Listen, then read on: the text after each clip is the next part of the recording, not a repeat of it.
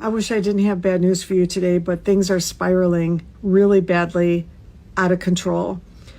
We have 3 of the wealthiest Arab nations that are now considering pulling out of the U.S. economy, pulling out investments because of the cost of this war that has been waged by Donald Trump. And when I say that they are the foundation of our economy, that if they pull out their investments, it could crash our economy, that is an understatement.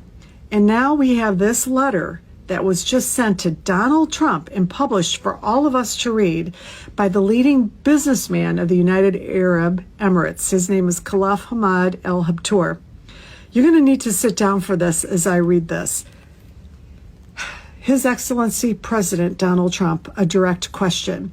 Who gave you the authority to drag our region into a war with Iran? And on what basis did you make this dangerous decision? Did you calculate the collateral damage before pulling the trigger? And did you consider that the first to suffer from this escalation will be the countries of the region itself? The peoples of this region have the right to ask as well, was this your decision alone, or did it come as a result of pressures from Netanyahu and his government? You have placed the countries of the Gulf Cooperation Council and the Arab countries at the heart of a danger they did not choose. Thank God we are strong and capable of defending ourselves, and we have armies and defenses that protect our homelands, but the question remains, who gave you permission to turn our region into a battlefield?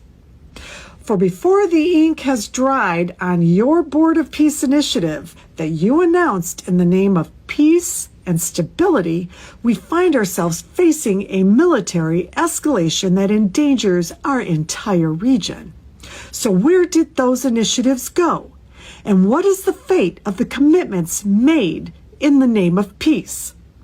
Most of the funding proposed in your initiatives came from the countries of the regions themselves and from Arab Gulf countries that contributed billions of dollars on the basis of supporting stability and development. And these countries have the right to ask today, where did this money go?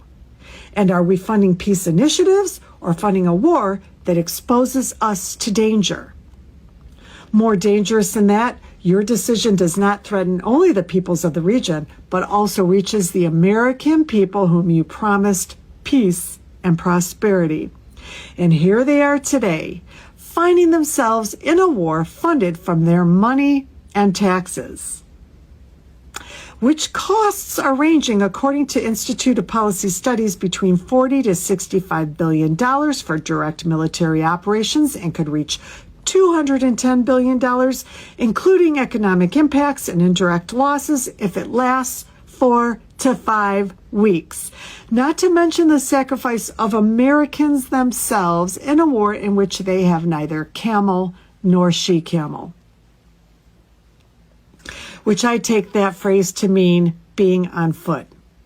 You have even broken your promises not to get involved in wars and to focus only on America and put it at the top of your priorities, as you ordered foreign military interventions during your second term that included 7 countries: Somalia, Iraq, Yemen, Nigeria, Syria, Iran, and Venezuela, in addition to naval operations in the Caribbean and the Pacific Ocean.